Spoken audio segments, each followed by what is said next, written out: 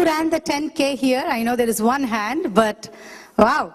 You know, running the 10K and making it here, I see that as a compliment. 2012, on the most influential women, she was ranked ahead of Sonia Gandhi, ahead of, I think, Hillary Clinton, and so on and so forth. And she was so mortified with embarrassment that they would do that to her. But in any case, so a grand keynote is sort of a, embarrassing moment, because I'm sure it's hard to live up to that expectation for any of us. So please don't expect that.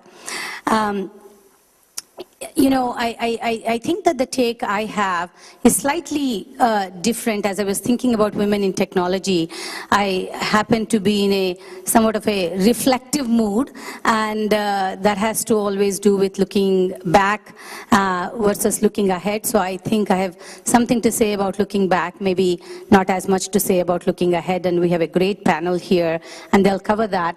And the presentation comes up where? Oh, over there. Okay. No, not yet here, but that's okay.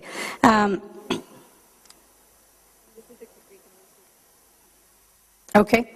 So, so I was thinking, is there anything new to say in this? At least with all my women colleagues, I feel like we have talked about it, looked at it from 360 degrees. We have looked at it from every dimension that we can talk about it. And sometimes the answers are obvious and they're repeated. We have discussed them. And many times the answers are not as obvious, and hence also you discuss them. So I don't feel like the topic has anything new, but it's always good to talk about topics over and over again, because progress comes from small slivers, not from necessarily always grand leaps. So I wanted to kind of start at the beginning, right, in a sense. We are all shaped by the past, and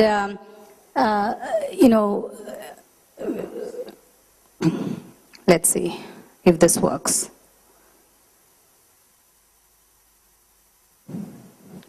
Sorry. There's only 5 slides. If it's hard, I'll just tell you, you can, forward it, not a problem. So today, since we are talking about women and technology, women in corporate, women in business, business itself is very much a ethos of the Western thought, how we think about it today. And Western thought has really been shaped by key philosophers of their past and their legacy. So a little bit of, hopefully, some humor in this. But what do the great philosophers that have shaped the thinking of today's corporate world, in a way, think about women? I don't need to read it out. You can sort of. So what does it say? Well, women are less than men, and maybe they're even unnecessary. And the corollary to this from an Indian thought would be, everything that's good about a man is led by the women. Everything that's bad about a man is also because of the women, right? So, you have praise and condemnation in the sort of same breath. So that's the legacy with which women have to, from a backdrop that we have to think through when we think about the past and hence about the future, right? So with that sort of beginning, so why does it matter? Why does it matter today for me to talk about it? Because anytime there's a session about women and so forth, it sort of becomes very passé to want to talk about it, because each of us want to be defined by who we are, which is bigger than being a woman. And I think for a long, long time, for me it was about, look, I haven't faced any hurdles. I don't feel like I am discriminated. I don't feel like I'm handicapped to succeed and achieve my goals. And that would be sort of the recipe I would try to sell anyone who wanted any advice or mentoring. But as I reflect about it, to me, I think each of us have our experiences. Perhaps it is true that for a set of circumstances or choices, I feel empowered, but it's also statistics don't necessarily support that, and hence I think talking about the experiences that haven't allowed others to do that and reflecting on what does it take for women to succeed in technology, I think is quite apt. And it's quite apt, at least in my case, because you know, there are men and women here. If you have daughters, how many of you would like to see them in tech if that were to be their choice? You know, so you do that for that. The reason you talk about these things has to do with helping the future generation. Maybe we can't, and we have to reflect on the past sometimes to fix the future.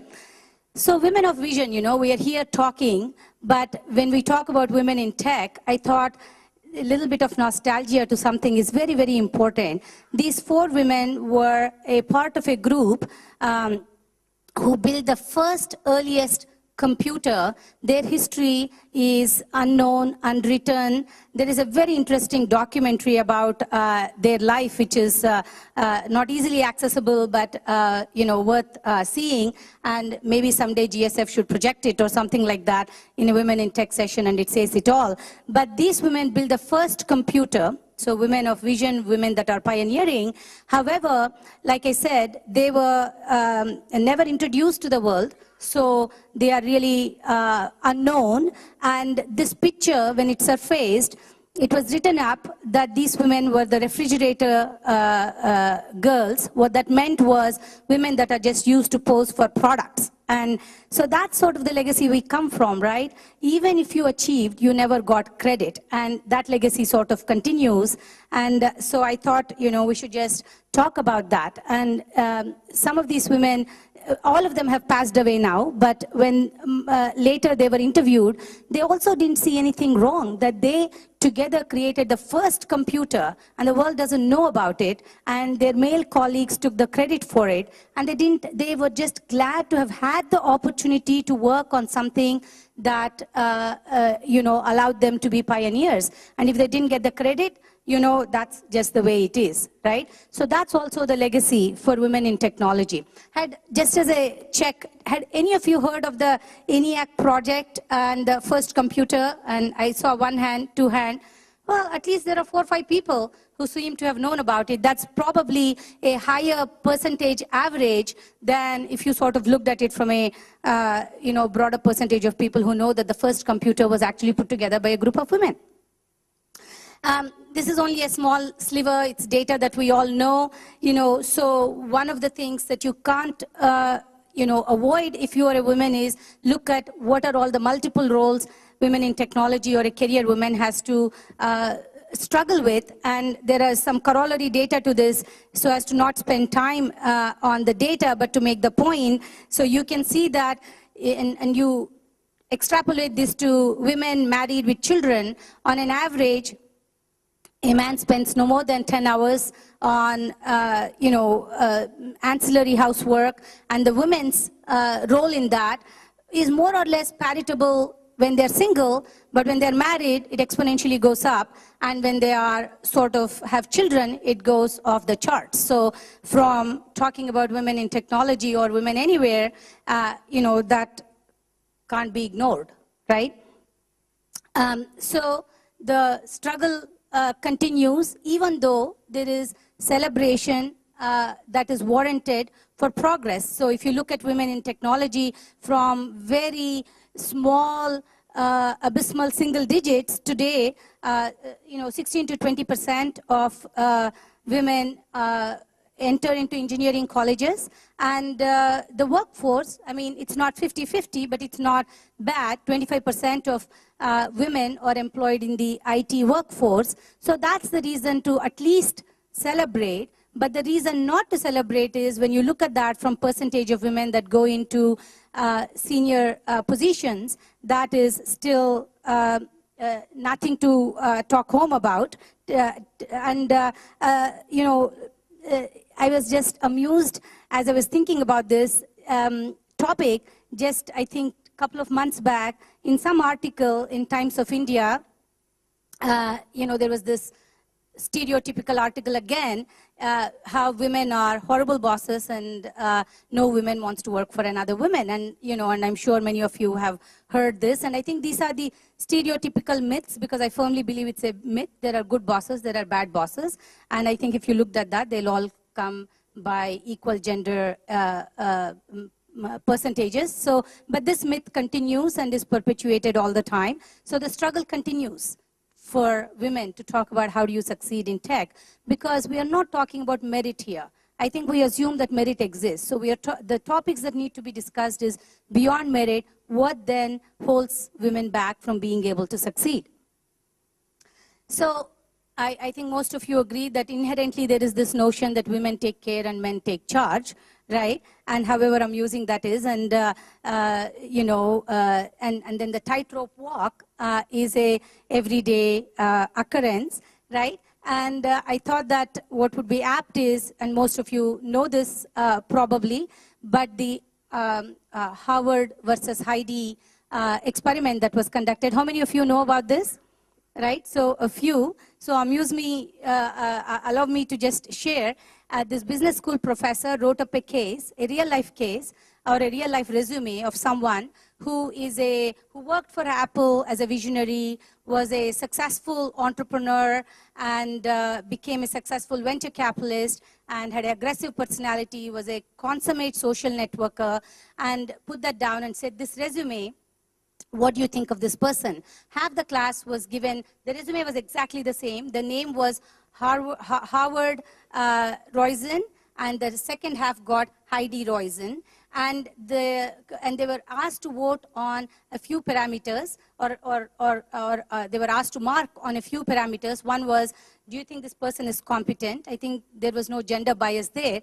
But then when it came to, how do you classify this person, Howard was looked on as a great employee, someone you'd love to have on your team, on your staff, so on and so forth. Remember, the resume was exactly the same. Only the name was switched by gender. And then Heidi, who was actually the real character, this resume was Heidi Roizen's resume. And, the thing that got most votes was she sounds really selfish, and because, obviously she's a consummate networker, is never home, whatever the reasons may be. But, and she's not the type of person that you really want on your team or you want to work for. And this is a real case, right? And so I think these are moments of reflection that are important. So in Cheryl's Lean In, she says, when a man is successful, he is well liked. When a woman does well, people, don't think that is something to celebrate, right? So what do? I think there are two things. One is either we continue to work on the perception problem, and we need to do that, and they happen through conversations. They don't happen through, how should I say, feminist agitations. They probably happen through collective dialogue, through collective reflection. And the second thing is to not bother, right? And this is especially hard for women, which maybe men grasp or don't, because in general, I think when I look across the board at women, they actually want to be liked. There is something about cultural upbringing or DNA or whatever. It's all great for a Larry Ellison to have a playboy image and hence actually be the qualification to continue as a CEO. There is no way that a woman can that type of image would be acceptable to a women leader, right? So there is fundamental challenges to how a successful woman doesn't get supported in subtle ways. This is not about childcare. This is not about, chores at home. It is something more than that, right? So I thought that since the panel is going to actually talk about data in the future, I wanted to set the scope about, a past and a reflection maybe that allows us to talk beyond how do you get more people into computer science and math in K to 12, how do you ensure that there is right mentoring for women to succeed, and so on and so forth. But I think all of those are necessary, but moments of reflection are far more necessary, I feel. So look, I'm an optimist, a cheerleader. I have to be that at home. I have to be that at work. So, there's always a question of can women be this or that or whatever. So I just sort of had, my takeaways that I just wanted to lead or leave. And all of that to just conclude to say the, only thing I would offer my daughters would be comfortable to be yourself, right? So that's all I have to say, and we'll welcome the panel next. Thank you.